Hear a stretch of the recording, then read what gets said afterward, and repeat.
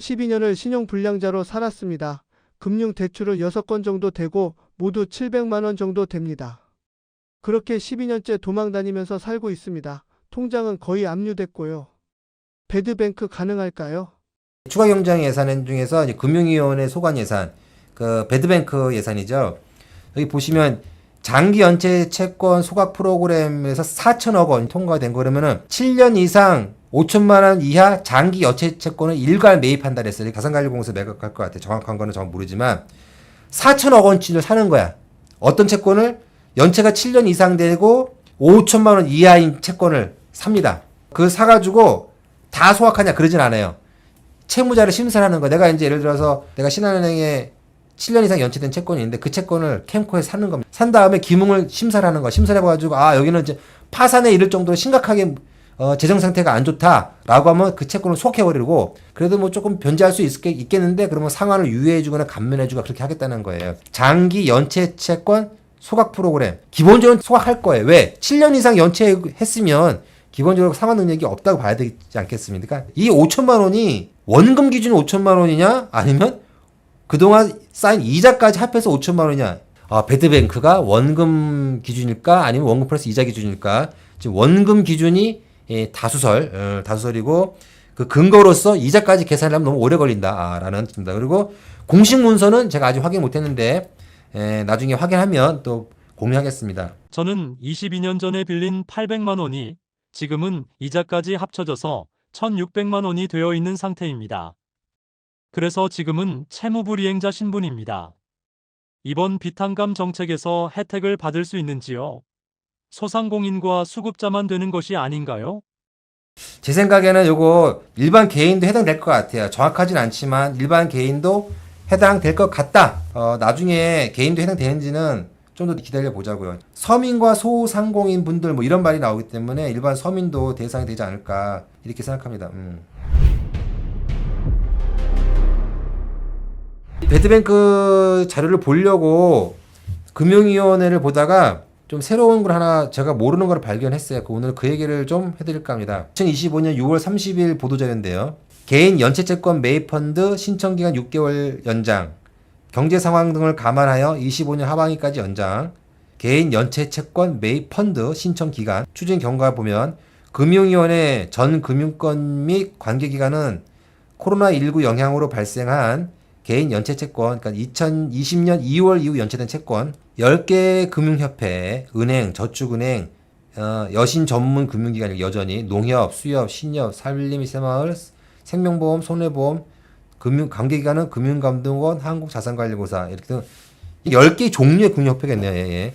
뭐 캐피탈이나 대부나 이런 건 없네요. 여신 전문 금융기관이 무슨 카드사 이런 게 더 있어요. 과잉 추심을 방지하는 한편 개인 채무자의 재기 지원을 위해 개인 연체채권 매입펀드를 2020년 6월부터 운영해 오고 있는데 2025년 5월 말까지 약 16만 4천 건, 그 다음에 1조 370억 원의 개인 연체채권을 매입하여 연체 채무자 추심 부담을 완화하고 재기를 지원하였습니다. 그래서 개인 연체채권을 채무 조정을 했다는 얘기야. 그러니까 캠코에서 이 연체된 채권을 다 사가지고 채무를 탕감시켜준다든지 아마 소각한다든지 그런 걸 해왔다는 거예요. 그동안.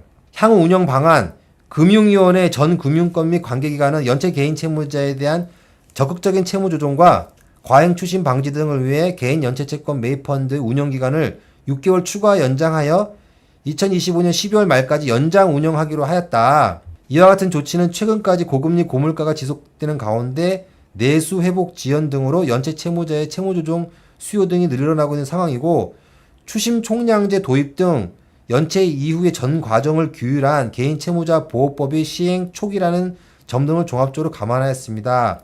앞으로도 취약 개인 채무자의 연체 부담을 경감하고 정상적인 경제활동으로의 복귀를 지원하기 위해 필요한 정책 방안을 지속 강구해 나가겠습니다. 매입 대상은 전금융권, 개인 무담보 대출로서 2020년 2월 1일 이후 연체가 돼서 2025년 12월 31일 중 연체 발생 채권, 연체 기간이 얼마가 되는지는 또 나와 있지 않아요. 자세한 얘기는.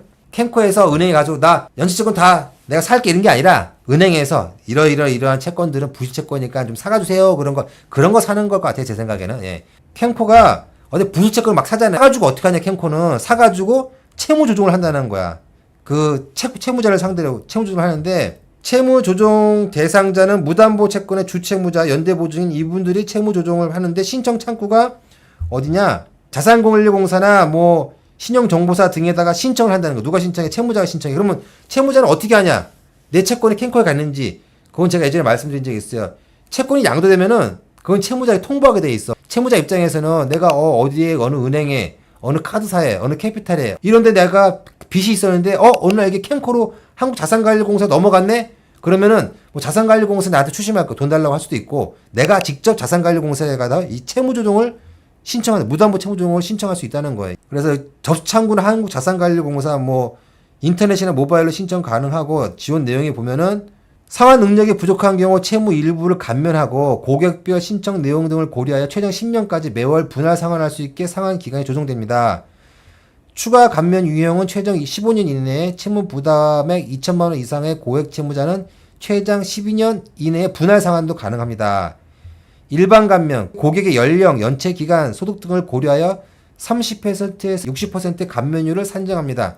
워크아웃에서 같은 경우에 20에서 최대 70%까지 감면하잖아요. 일반적인 경우. 근데 이제 캠코는 30에서 60%까지 감면하고 추가 감면 유형 1, 추가 감면 유형 2에 따라서는 고객이 추가 감면 유형 1 및 추가 감면 유형 2에 해당하는 경우 감면율 표에에 60, 70, 90%까지 감면율을 산정해준다. 그 신용회복위원회에서는 개인 워크아웃에서 채권자 과반수의 동의를 얻어가지고 감면을 받잖아요. 마찬가지로 캠코도 이런 식으로 캠코가 가지고 있는 매입한 걸 가지고 이렇게 채무 조정 제도를 하고 있었다는 거예요. 이게 지금 캠코가 신용회복위원회 워크아웃 뭐에 따라서 감면율을 정하죠? 채무 과중도가 높은 사람은 감면율을 높게 하고 채무 과중도가 낮은 사람은 감면율이 낮아지는 거고 채무 과중도는 이 빚과 나의 가용소득 내가 빚을 갚을 수 있는 돈과 빚의 그 비율에 따라서 정해지는 것이요. 예, 가용소득은 적은데 빚은 많아? 그럼 채무 과중도 높은 거고 빚에 비해서 가용소득이 커? 그러면 채무 과중도가 낮은 거. 그것에 따라서 감면율이 정해지잖아요. 마찬가지일 겁니다. 여기도 캠코에서 하는 무담보 채무 조정도 30에서 60%그 채무 과중도에 따라서 정해질 거로 보이고요. 어떤 경우에 더 많이 지원받을 수 있나 볼게요.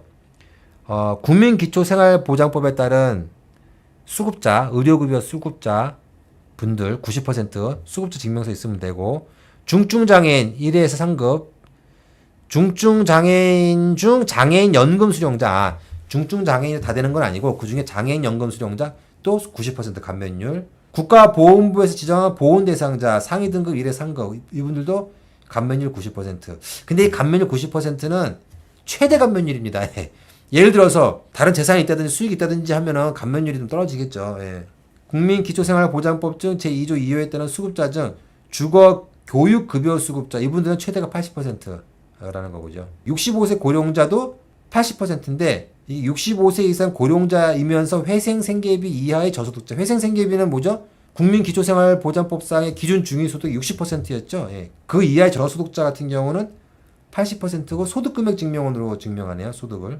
다음에 국민기초생활보장법상 차상위 계층 이분들은 최대 70%. 한부모 가족 지원법에 따라 한부모 가족도 최대 70%. 캠코가 가지고 있는 채권에 대한 거고 현재는 캠코에 없는데 신용회복에 실패해가지고 캠코에다 매입 신청을 하게 되면 요런 이제 혜택을 받을 수 있다 이렇게 보시면 되겠어요. 조건이 뭐예요? 캠코한테 내 채권이 가 있어야 돼. 근데 캠코한테 안 가 있으면은 지원 신청할 수 없잖아요. 그런데 정책 채무 조정이라는 게 이게 뭐냐? 대상자 코로나19 피해가 발생한 개인 연체 채무자가 신용회복위원회 채무조정에 실패했어. 부동의가 났다든지 혹은 신용회복위원회 채무조정 승인 후 실효됐어. 채무조정은 됐는데 잘 못 갚아가지고 실효됐어. 채무자가 계속적인 재기 의지를 갖고 있는 경우 신용회복위원회로부터 확인서를 받아가지고 캠코에 매입 신청한다. 캠코에 가가지고 어느 채권자들에게 빚이 있는데 신용회복위원회를 통해가지고 워크아웃을 했는데 뭐 실패했어. 근데 의지가 있으니까 요거를 캠코 당신들이 사주세요. 매입을 해달라고 신청하는 거예요. 정책 채무조정 이게 한시적으로 운영되는 정책 채무조정이라는 요게 그게 개인 연체채권 매입 펀드라는 거 그게 올해 말까지 신청을 더 받겠다. 그러니까는 워크아웃을 신청했는데 부동의에서 실패했거나 아니면은 채무조정은 됐는데 실효되신 분들은 캠코에다가 이거 사달라고 신청하면 캠코에서 그걸 사가지고 채무조정을 해줄 수 있다는 거예요. 근데 여기 보면 무슨 얘기했냐면 신청만 하더라도 접수하면 바로 추심이 중지된다고 합니다. 이거. 캠코가 매입 신청 접수 시 해당 채권 금융회사는 지체 없이 추심을 중지하는 등 채무자 보호 조치를 이행을 해야 된다. 추심당하는 게 너무 싫어가지고 신용회복위원회를 통해가지고 워크아웃 신청을 했어. 워크아웃 접수만 해도 추심이 중지되잖아요. 부동이 나가지고 채무조정이 실패했어. 그럼 다시 추심이 이루어질 거 아니에요. 캠코에다 매입 신청 접수를 한다는 거야. 그러면 캠코에서 접수를 딱 받으면 또 추심이 중지된다 이라는 거예요. 예. 개인회생이나 파산은 안 되는, 개인회생 하더라도 뭐 100% 변제해야 되는, 도저히 그렇게 할 수 있는 형편이 안 되는 이런 분들이 그동안 이제 워크아웃을 많이 이용했는데, 워크아웃 가서도 또 안 되는 거야. 부동이라든지 안 되시는 분들이 있어. 그런 경우 마지막으로 한번 해볼 수 있는 게 캠코의 이 개인 연체채권 매입 펀드 조건이 있어요. 2020년 2월 1일 이후 연체된 채권이라는 거예요. 그전 연체 채권은 아니다. 뭐 이런 얘기인 것 같아요. 네. 오래된 채권을 금융권에서 안 주면 어떻게 되나요? 그것도 문제고 또 어떻게 그걸 하나하나 찾아서 할 수 있을까요? 캠코에서 매각해 올 때 기뭉채권 그거 매입해 주세요 이렇게 하진 않아요. 장기 연체채권 매입 신청하는 거 요럴 때는 그렇게 하겠죠. 일반적으로 그렇게 하진 않아요. 개인 연체채권 매입 펀드 운영 방안에 보면은 채권자, 전 금융권, 은행, 저축은행, 여신 전문 금융기관, 상호금융, 보험 총 3,020개인데 2025년 5월 말 기준 협약 가입 기간이 됐죠. 이 협약에 그게 있을 거예요. 뭐가? 팔어 그럼 팔아야 되는 협약이 있을 거예요. 그러니까는 그건 걱정하지 않으셔도 될 것 같아요. 그것도 문제고 또 어떻게 그걸 하나하나 찾아서 할 수 있을까요? 내가 신용회복위원회를 거쳐야 되잖아요. 신용회복위원회에 가가지고 내가 뭐 10개 금융기관을 해서 채무조정을 했는데 실패했어. 알고 있잖아, 내가. 그 채무조정표가 있을 거잖아요. 거기서 그거가 있으니까 알고 있으니까 그거 알고 있는 금융기관 이름을 캠코에 알려줘야지. 채무자가 알려주는 거예요. 신한은행에 연체된 채권이 있습니다. 사주세요. 이렇게 알려줘야 되는 거니까 누가 찾느냐? 그건 내가 찾아야 돼. 채무자 찾아가지고